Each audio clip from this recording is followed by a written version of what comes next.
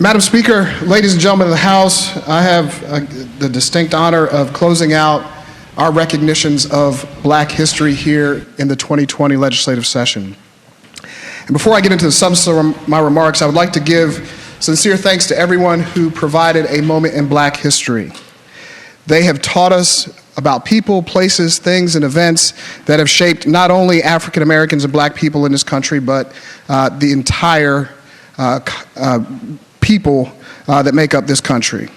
And I know that each and every one of us know that although the Commonwealth of Virginia and the United States are making progress, Black Virginians still face inequality.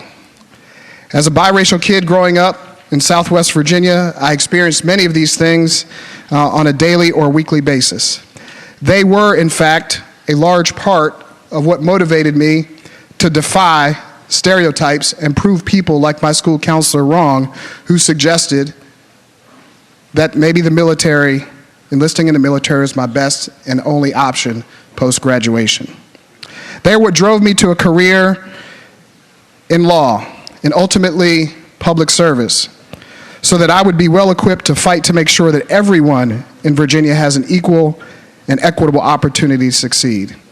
And when I went to William & Mary Law School, some of my greatest inspirations were in fact Black lawyers. Lawyers like Constance Baker Motley, who as a child was denied entrance into children's games based on the color of her skin, but at the same time, the same person was also a student of Columbia Law School and a clerk for one Thurgood Marshall.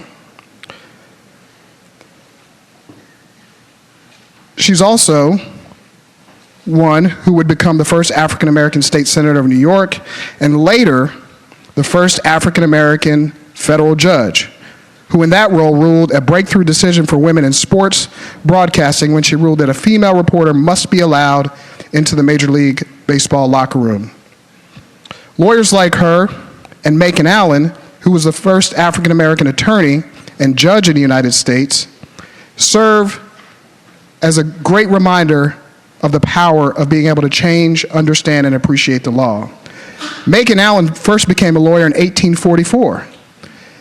Now, if you know, 1844, he was not even considered a citizen of this country solely because of the color of his skin. Racism prevented him from practicing law in his home state of Maine, so he had to move to Massachusetts, where he became the first African-American judge in 1848. And so I want to pause here and ask folks to really think about the idea that a judge at that point in time was required and agreed and swore an oath to uphold laws that did not consider him a citizen of this country. He was not able to get the same protections under the laws that he was being asked to uphold. But Macon Allen dedicated his life to upholding the laws of his country despite that. Despite not being granted equal status, Allen lived through the Civil War and the institution of the 14th Amendment, which finally gave him legal equality. However, we know that that did not really mean equality in practice. 126 years after Macon's death, African Americans are still not treated as equal citizens. Though our laws have changed for the better, I hear and see every day the ways in which our racist past continues to affect our country, our Commonwealth, and my community of Richmond. Whether it's the disparate effects of school discipline, whether it's still clawing our way out of the racist redlining that happened in Richmond, past policymaking continues to have negative effects on the city of Richmond, our Commonwealth, and our country. As we stand here in this body today, I am struck by the importance of the legislation that we have passed, and yes, there are still ones that are going to be important to us as we continue to wind down this session. These are bills like eliminating racist language from our code, bills like the one from my good friend from Henrico introduced to remove restrictive covenants from deeds, or removing race from marriage licenses. And I believe it's our fundamental duty to make sure that as legislators, we are considering our Black history not only in February, but all year round. We must make sure that we deeply listen to those who've been affected by the Commonwealth's history of past racist policies. And we have to ask ourselves, are we really creating the laws that most marginalized people need? Because by uplifting them, we uplift all. And most importantly, we must always be striving towards our key values of equality and justice.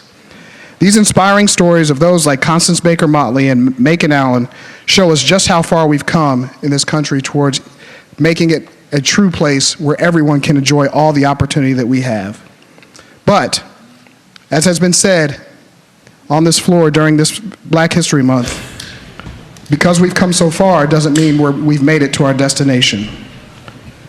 I believe we have a long way to go, and again, I'm proud of the legislation that we're enacting, and I look forward to, as we close out this session, really focusing on how does each of these pieces of legislation we move affect the community that I represent. So, Madam Speaker, with that, I'd like to thank the body for the indulgence of their time, and that's it.